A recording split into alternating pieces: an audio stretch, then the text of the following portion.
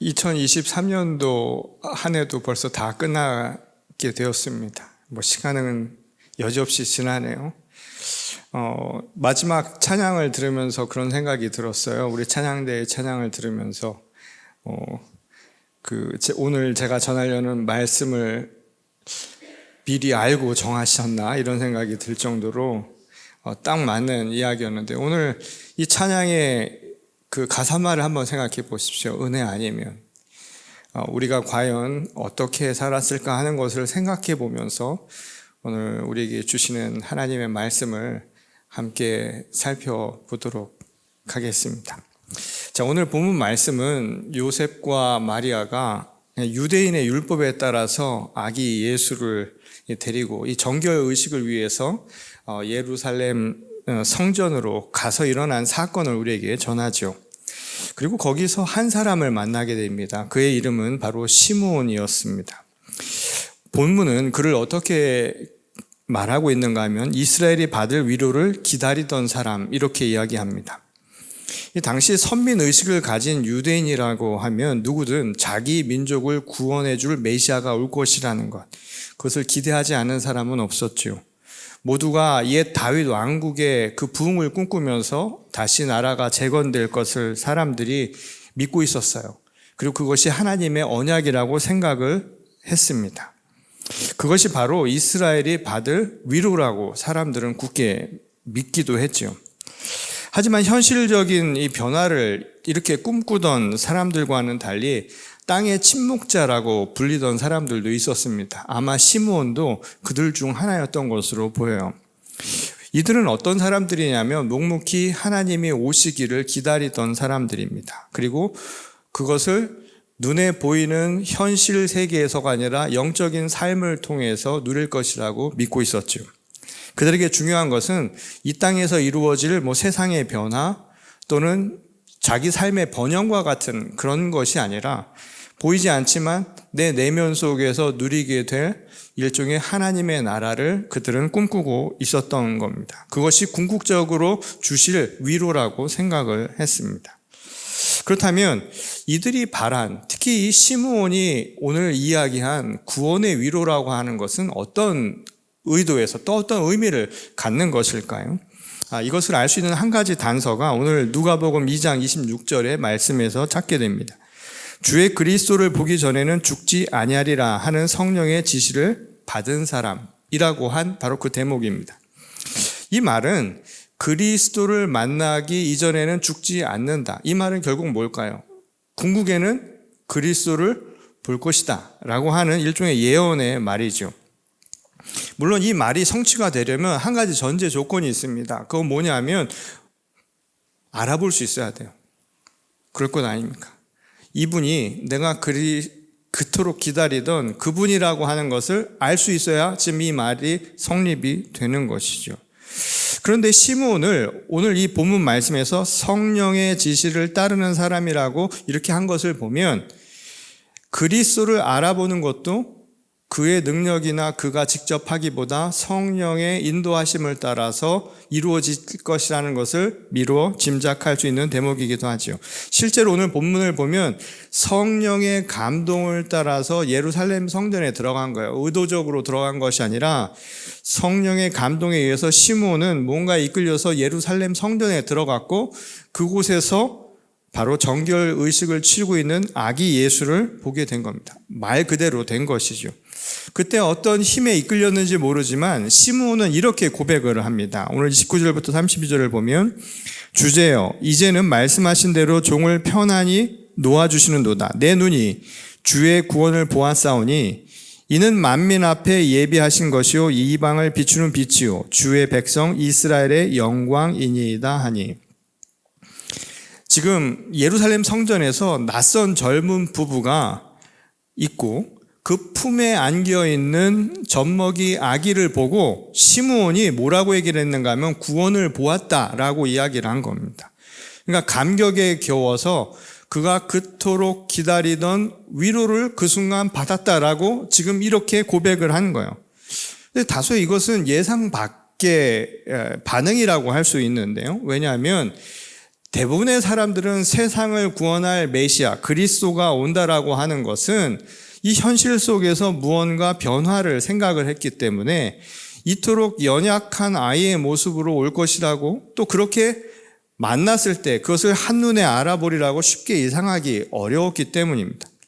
그러고 보면 하나님이 행하신 모든 구원의 신비는 언제나 우리의 예측을 빗나가곤 했죠.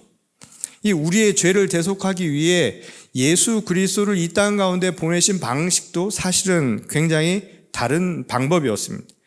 물론 마태의 논리대로 이 왕가의 혈통이죠. 왕족의 혈통을 우리가 마태복음을 보면 쭉 나와 있는데요. 그렇게 왕가의 혈통에서 나신 분이라고 하는 정통성을 이야기하긴 했지만 실제 출생 시의 신분은 그다지 높은 권력층이라고 말하기도 어렵고, 그리고 그만큼 물적 토대를 가지고 있는, 그래서 사람들에게 영향력을 미칠 만한 위치에 있지 않았다는 것을 우리는 알 수가 있습니다. 만일 애초부터 사람들의 존경을 받거나 또는 사람들이 인정을 할 만한 자리에 있었다면 자신의 영향력을 보다 더 유감없이 발휘할 수 있었을 텐데, 그러기에는 굉장히 어려운 조건 속에 오신 것이죠. 그것은 사람들의 방식과는 굉장히 다른 것이라고 할 수 있습니다. 이 최상의 시나리오라고 보기 어려워요.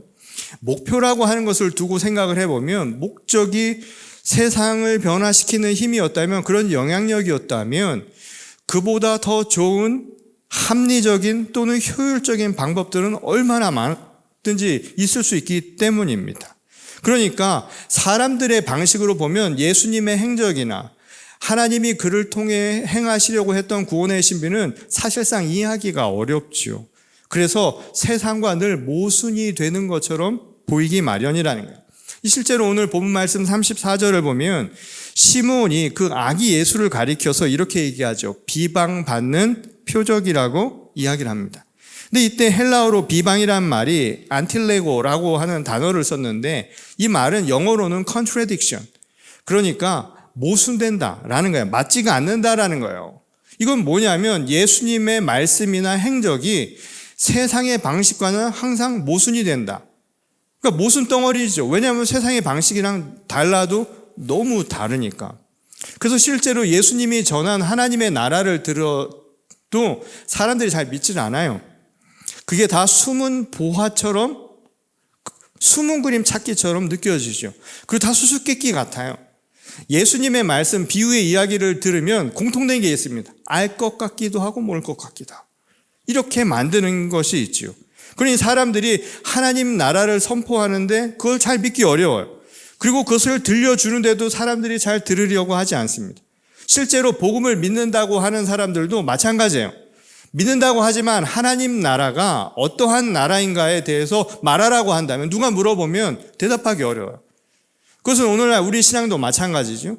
이 현대 사회는 그 어느 때보다, 지금 우리가 살고 있는 시대가 전 인류의 역사에서 가장 발달된, 또 지성적인, 이성적이고 합리적인 시대라고 말하잖아요. 이런 시대의 눈으로 보면 하나님의 말씀이 더 이해하기 어렵습니다. 더 난해하고 더 말도 안 되는 것 같아요.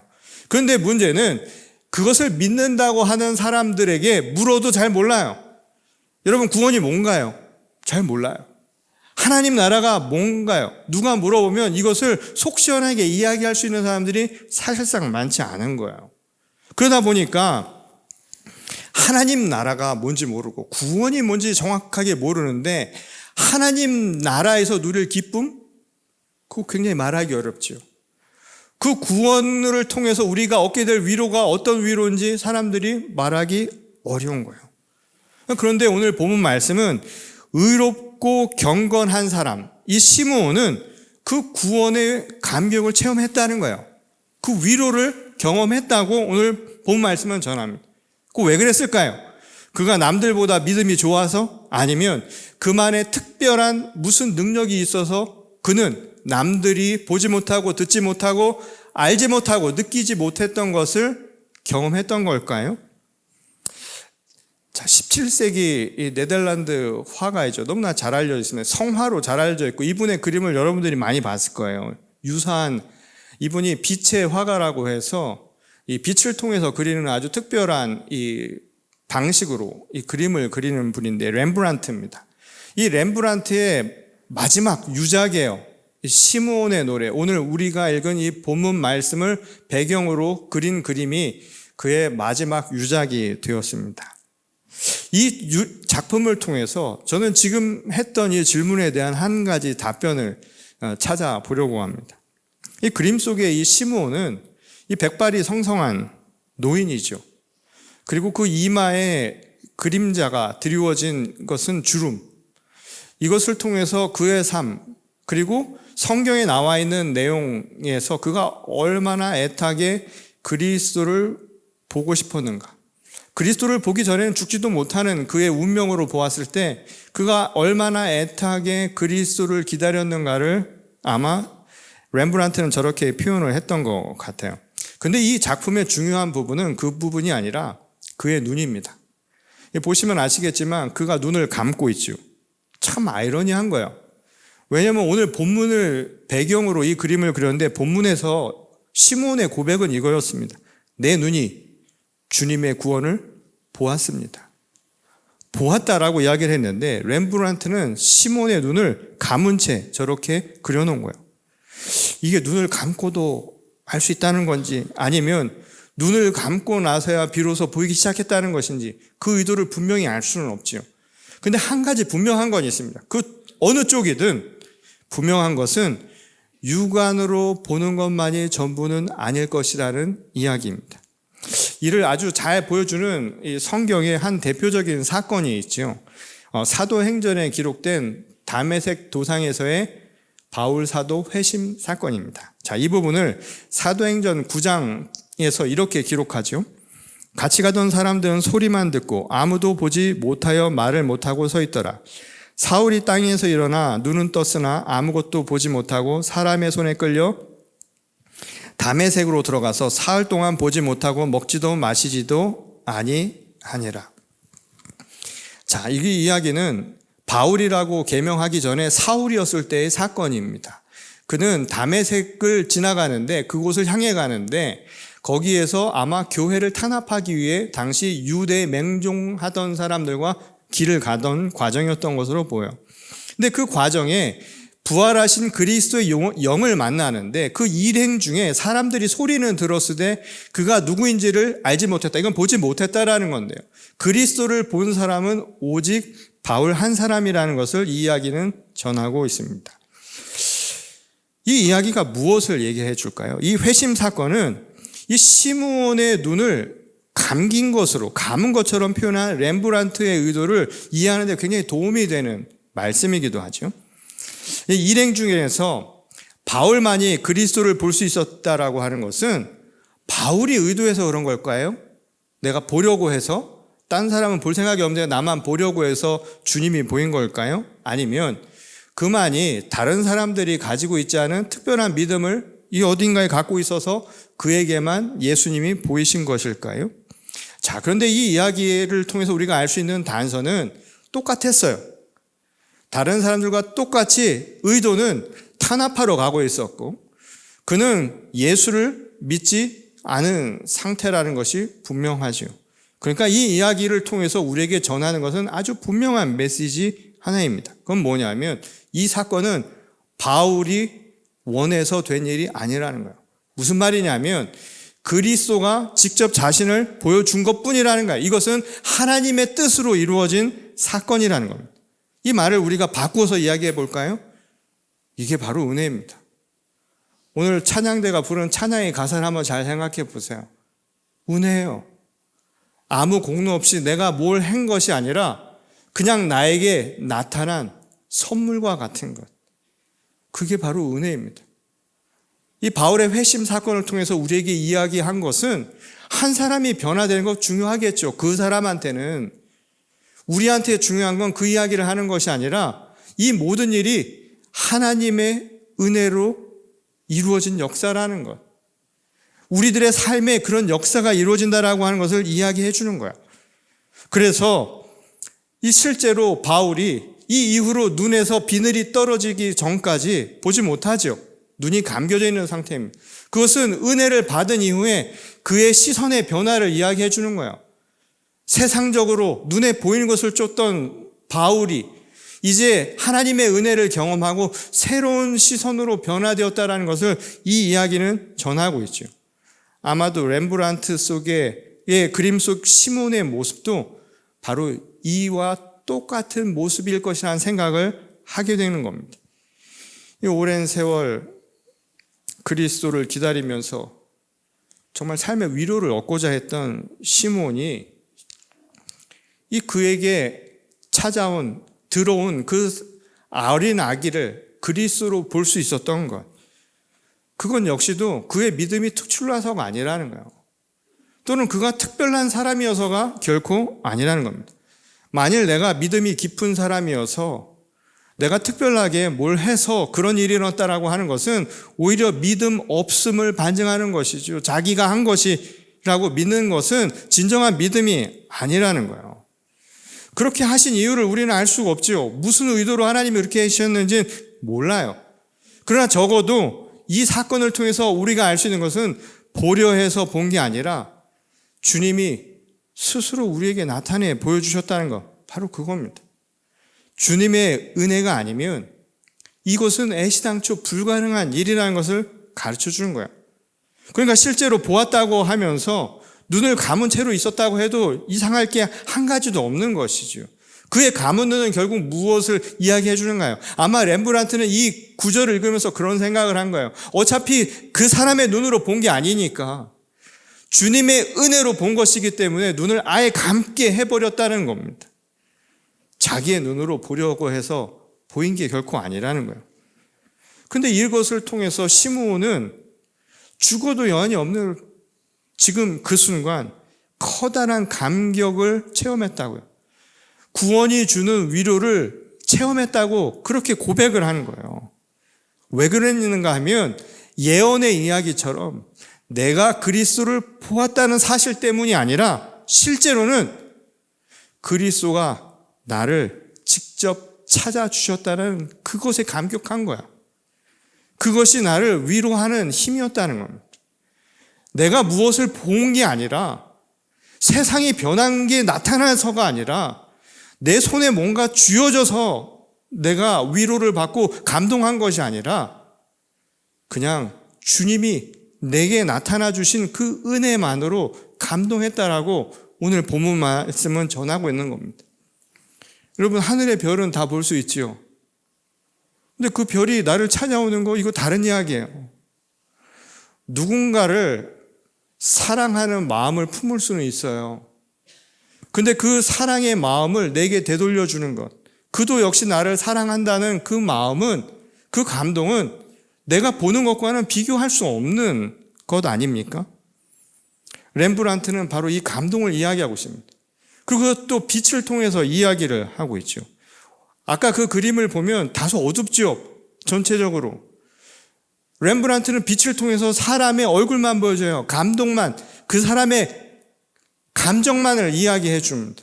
그리고 그것을 통해서 분명하게 우리에게 메시지 하나를 전하죠. 빛이 없으면 그 감동도 없어요.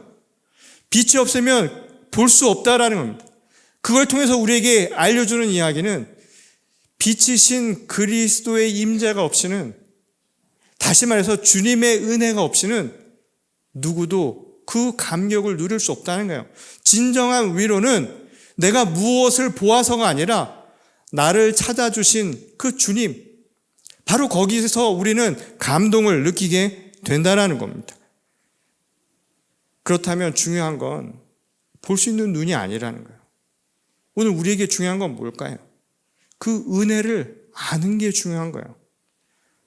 보는 게 아니라 그 은혜 안에 머물 수 있는 것. 그래서 신앙은 내가 믿으려고 하는 의지가 아니에요. 신앙은 오히려 내게 찾아오신 주님의 은혜를 느끼는 거예요. 감수성이요. 받아들이는 거예요. 영접하는 이야기가 곧 신앙의 이야기란 겁니다. 그래서 구원은 보는 게 아니에요. 구원은 은혜 안에 머무는 겁니다. 하나님 나라는 가는 게 아니에요. 하나님 나라가 우리를 찾아오는 것이죠. 저는 이거를 아주 잘 표현한 시가 하나 있다고 생각을 하는데요. 여러분도 잘 아는 미당 서정주의 시입니다. 푸르른 날이라는 시예요. 송창식이라는 가수가 여기에 노래를 붙여서 부르기도 했죠. 그 앞뒤가 똑같은데요. 눈이 부시게 푸르른 날은 그리운 사람을 그리워하자라는 이 시말입니다. 근데 저는 이 시를 쓸 때 시인이 어떤 마음이었을까를 생각을 해봤는데, 사람들이 생각하듯 푸르른 하늘을 보면서 눈이 부시게 푸르른 날을 봐서 그리운 사람을 그리워했을 것이라는 생각이 저는 들지를 않습니다. 정말 푸르렀던 것은 하늘이 아니라 사실은 그렇게 본 자기 마음이었을 거예요. 왜 그렇게 봤냐면 푸르러서 그리워진 게 아니라 너무 그리워서 그 하늘도 푸르러 보였던 것일 겁니다. 너무 애타게 그리우면 내 마음에 다른 게 끼일 자리가 없어요. 누군가를 애타게 한번 찾아보신 적 있으세요? 사랑하는 사람, 여기서 부모님도 계시겠지만 애타게 보고 싶은 마음이 생길 때 있잖아요. 근데 그 얼굴을 보려고 하면, 꿈을 꾸면 자꾸만 얼굴이 기억이 잘 나지가 않아요.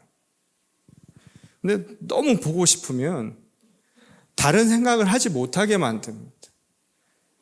모든 생각을 다 지워버려요. 그냥 그거 하나에 집중이 되죠. 어쩌면 맑은 하늘, 청명한 하늘은 그의 그런 마음을 비유한 것이라는 생각이 저는 들었습니다. 그래서 눈이 부시도록 푸르른 거는 하늘이 그런 게 아니라 내 마음이 그런 거예요. 눈이 부신 거는 내 마음이 그렇게 애탔기 때문에 그렇게 보인 것 뿐이라는 겁니다. 저는 시몬이 눈을 감고서도 그리운 사람을 한눈에 알아보고 또 그것을 통해서 내가 구원의 위로를 맛보았다고 감격한 이유도 똑같은 이유라는 생각이 들었습니다. 너무 애탔던 거예요.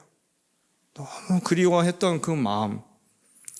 그래서 그 은혜가 내게 임했다라는 것에 대해 그 역시도 감수성 깊이 느낄 수 있었다는 생각을 갖게 되는 겁니다. 그리고 그 순간 그가 받은 위로는 다른 게 아니에요.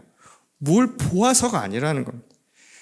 세상이 메시아가 와서 변화된 걸 보고서는 위로받았다고 생각하지 않아요. 혹은 자기 손에 무엇이 주어졌기 때문에 그가 위로받은 게 결코 아니라는 겁니다. 세상이 몰라주고요. 원하는 것 하나 생기지 않아도 상관없어요. 그런 것 하나 보이지 않아도 나는 상관없습니다. 오직 주님만이 내 안에 계시다라는 것, 그 은혜를 내게 주셨다라는 것, 그 하나만으로도 나는 큰 위로를 받는 거예요. 세상에 그 누구도 내 곁을 지켜주지 않는 세상입니다. 마음대로 되는 것 하나도 없는 세상입니다.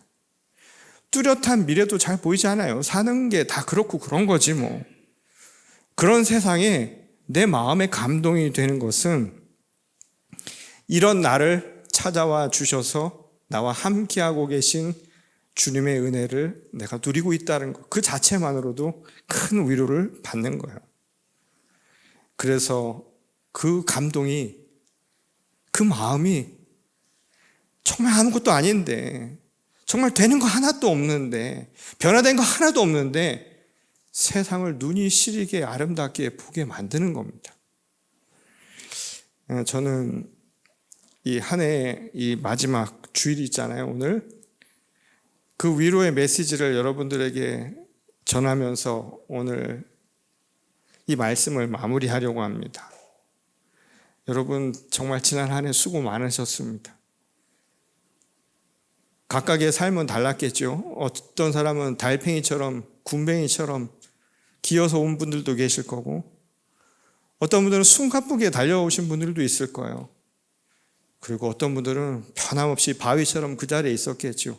근데 똑같은 건 종착지는 다르지 않다는 바로 그 사실입니다.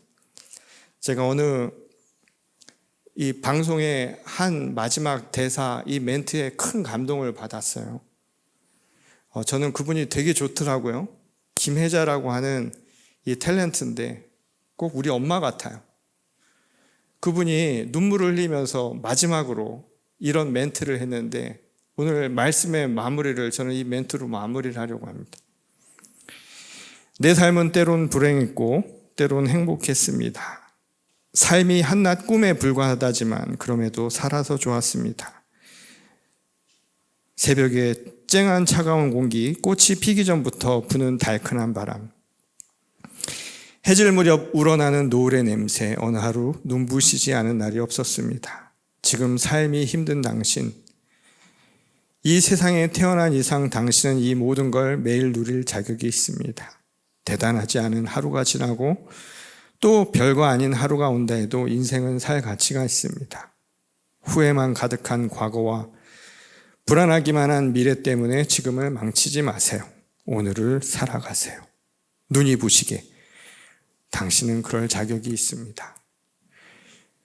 지난 한 해 동안 각자의 자리에서 꿋꿋하게 버티며 살았을 여러분들을 주님의 이름으로 축복합니다. 여러분, 신앙은 삶을 회피하는 게 아니라 돌아가는 게 아니에요. 신앙은 맞서는 겁니다. 거기에 꿋꿋이 버티는 겁니다. 제가 좋아하는 노래 가사말이 이런 게 있어요. 째째하게 살지 말고 가슴을 쫙 펴라고. 저는 꿋꿋하게 살았을 여러분들에게 새해를 맞이하는 또 다른 그 희망의 메시지를 이렇게 전하고 싶습니다. 우리 마음에 세상에 보이지 않는 것들이 우리를 기쁘게 하지 못할지라도 한 가지 변하지 않는 사실은 하나님은 우리와 늘 함께하고 계신다는 사실입니다. 그 은혜가 우리의 마음을 바꾸어 주리라 믿습니다. 그리고 눈이 시리도록 아름다운 또 다른 한 해를 우리가 보게 될 줄 믿습니다. 한 해 한 해 가면서 이렇게 눈물만 많아지는지 모르겠어요. 저희 집사람이 오면서 그러지 말라고 그렇게 이야기를 했는데 그 감동은 막을 수가 없습니다.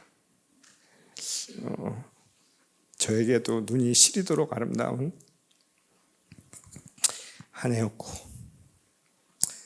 여러분에게도 눈이 시리도록 아름다운 한 해였기를 바랍니다. 그리고 새로운 한 해도 우리 모두에게 눈이 시리도록 아름다운 그런 한 해가 될 수 있기를 주의 이름으로 축원합니다.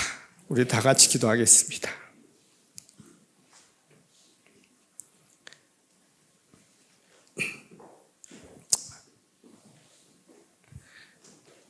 우리가 세상을 눈으로만 보고 살아가는 것이 아니라 마음으로 살아간다는 것을 다시 한번 깨닫습니다. 세상이 맑아서 우리의 마음도 맑아지는 것이 아니라 우리의 마음이 맑으니까 세상도 맑아지는 것이고 우리 마음에 주님의 은혜를 보는 우리 시선이 시리니까 세상도 참 눈이 시릴 만큼 아름답게 보인다는 사실을 저희들이 깨달았습니다.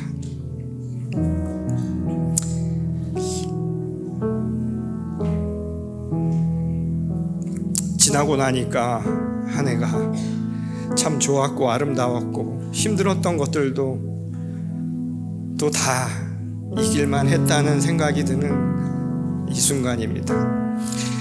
내년 한 해도 예수 잘 믿는다고 항상 좋기만 하지는 않겠지만 또 바라는 대로 모든 것이 다 되지 않을 수도 있겠지만 그럼에도 불구하고 여전히 주님은 지금 이 순간 우리를 찾아오시고 또 계속해서 우리를 찾아주실 것이라는 믿음을 저희들이 잊지 않기를 원합니다. 은혜로 살았음을 고백하는 이들에게 오늘 희망의 메시지를 다시 한번 허락해 주시길 원합니다. 구원의 위로를 저희에게 허락해 주시옵소서. 이 땅을 살아가는 많은 이들에게 위로해 주시고 또 살만한 세상이고 그럴 자격이 있다고 그래서 눈이 시리게 내가 살아가는 삶을 즐길 수 있다고 하나님께서 축복하시기를 원합니다.